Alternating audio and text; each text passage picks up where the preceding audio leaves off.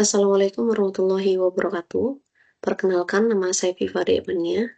Di sini saya akan mempresentasikan tugas riset operasi dengan judul Identifikasi Critical Success Factor pada proyek konstruksi di Lithuania dengan metode Analytical Hierarchy Process. Untuk lingkup presentasinya sendiri, yang pertama adalah pendahuluan, yang kedua adalah metodologi analisis, yang ketiga adalah pembahasan studi kasus, yang keempat adalah kesimpulan. Untuk yang pertama, pendahuluannya, sektor konstruksi adalah bagian utama dari ekonomi Lithuania, menyambung 5,9% dari PDB dan menyediakan pekerjaan untuk 7% dari tenaga kerja. Pemerintah Lithuania memiliki program dalam sektor konstruksi, salah satunya program renovasi apartemen yang bertujuan untuk mendukung pertumbuhan jangka panjang. Namun, sektor ini terfragmentasi, menyebabkan tantangan dalam manajemen dan kualitas. Salah satu tantangannya adalah keberhasilan proyek yang sulit dicapai dalam konstruksi, bervariasi menurut proyek dan belum memiliki definisi standar yang pasti. Terdapat banyak faktor-faktor keberhasilan kritis atau CSF untuk proyek konstruksi yang perlu menjadi prioritas, seperti kepemimpinan yang efektif, integrasi tim, keselamatan, manajemen risiko, dan lain-lain. Oleh karena itu, perlu diidentifikasi faktor apa saja yang menjadi prioritas untuk diterapkan pada rekonstruksi di Lithuania, salah satunya dengan metode Analytical Hierarchy Process atau AHP. Yang kedua adalah metodologi analisis. Metode yang digunakan untuk mengidentifikasi Critical Success Factor atau CSF pada rekonstruksi di Lithuania adalah Analytical Hierarchy Process atau AHP. AHP merupakan model pendukung keputusan yang menguraikan masalah multifaktor atau multikriteria yang kompleks menjadi hierarki yang terstruktur dan sistematis. Masalah multifaktor akan dijadikan bagan alur yang terstruktur, kemudian dibuat menjadi model matriks perbandingan berpasangan dan dihitung bobot prioritas untuk dapat menjadi pendukung dalam pengambilan keputusan atau dalam identifikasi multifaktor. Berikut ini adalah bagan alur hierarki dan penilaian kualitatif tingkat prioritasnya. Dalam metode AHP, inputan awal menggunakan persepsi seorang ahli atau ekspert dalam menentukan nilai kualitatif tingkat prioritas suatu faktor sehingga memungkinkan terjadi subjektivitas yang dapat membuat hasil analisis keliru. Oleh karena itu, perlu dilakukan uji konsistensi yang dapat dihitung sebagai berikut. Untuk menghitung nilai CR sendiri atau konsistensi rasio, dihitung dari CI dibagi RI, yang mana CI adalah konsistensi indeks, dihitung dengan rumus lambda dikurangi N per N-1. Untuk nilai RI sendiri itu diperkirakan berdasarkan jumlah faktor yang dapat dilihat pada tabel berikut. Nah, hasil analisis dapat dikatakan konsisten apabila nilai konsistensi rasio atau CR-nya kurang dari sama dengan 0,1. Dalam beberapa kasus, dilakukan analisis tingkat prioritas pada level kriteria dan level subkriteria. Sehingga, untuk mendapatkan bobot prioritas global, yaitu dengan cara mengalihkan bobot prioritas level kriteria atau WI dengan bobot prioritas level subkriteria atau WIJ dan jumlah subkriteria dalam level kriteria atau NJ. Yang ketiga adalah pembahasan studi kasus. Yang pertama, struktur hierarki keputusan atau decision hierarchy. Studi kasus yang akan dibahas yaitu mengidentifikasi critical success factor atau CSF pada rekonstruksi di Lithuania.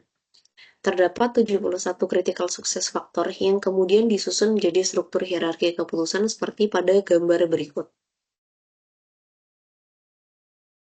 71 critical success faktor yang akan diidentifikasi tingkat prioritasnya dapat dilihat pada tabel berikut.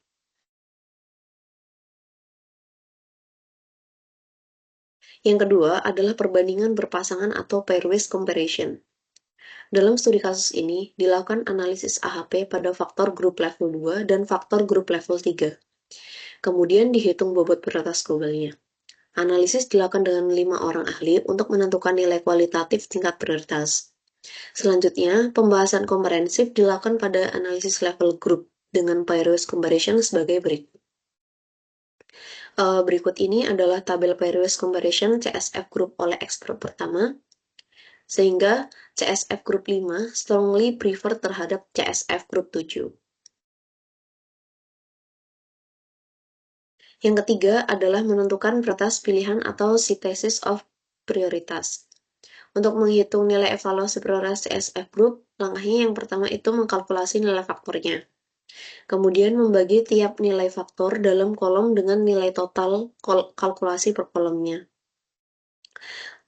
Perhitungan contohnya, untuk CSF Group 1 pada kolom 1, yaitu 1 dibagi 38. 38 adalah nilai total dari kolom pertama. Kemudian yang kedua, 0,33 dibagi 30,33, yang mana 0,33 ini nilai faktor grup 1 pada kolom kedua dibagi dengan 30,33, yang mana 30,33 ini adalah nilai total dari kolom kedua. Kemudian perhitungan tersebut berlaku untuk seluruh CSF Group tiap masing-masing kolom. Yang ketiga, menentukan prioritas pilihan atau synthesis of prioritas dengan menghitung nilai rata-rata baris. Yang mana setelah mendapatkan nilainya, kita bisa mencari nilai rata-rata per barisnya dengan cara menjumlahkan kemudian dibagi dengan banyaknya data. Sehingga dihasilkan CFS Group 1 yaitu 0,02, CSF Group 2 0,031, CSF Group 3 0,268, CSF Group 4 0,374, CSF Group 5 0,166, CSF Group 6 0,093, CSF Group 7 0,048. Berdasarkan perhitungan nilai rata-rata CSF Group 1-7, nilai prioritas pilihan tertinggi yaitu CSF Group 4, yaitu Project Management or Team Related Factor.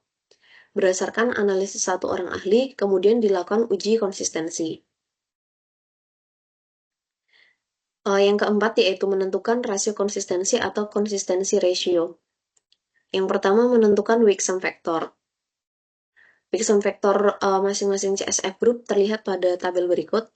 Kemudian untuk menghitung pembobotannya sendiri yaitu 0,02 itu dihasilkan dari nilai rata-rata CSF Group dikalikan dengan weak sum factornya tadi.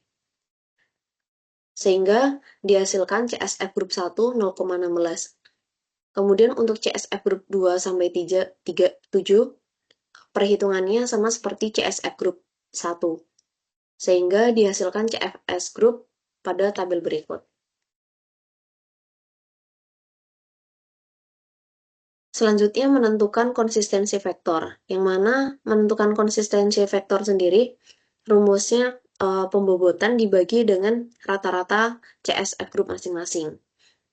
Untuk contoh perhitungannya, CSF Group 1 rata-ratanya adalah 0,16 dibagi dengan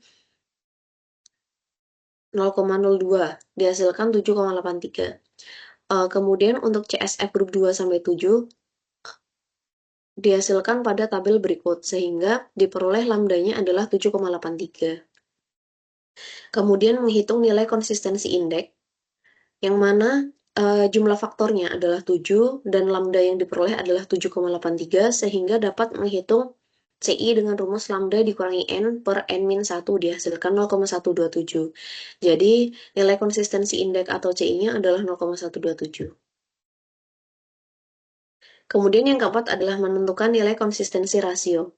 Tadi sudah menghitung CI diperoleh 0,127, kemudian RI ini kita mengambil nilainya berdasarkan jumlah faktor.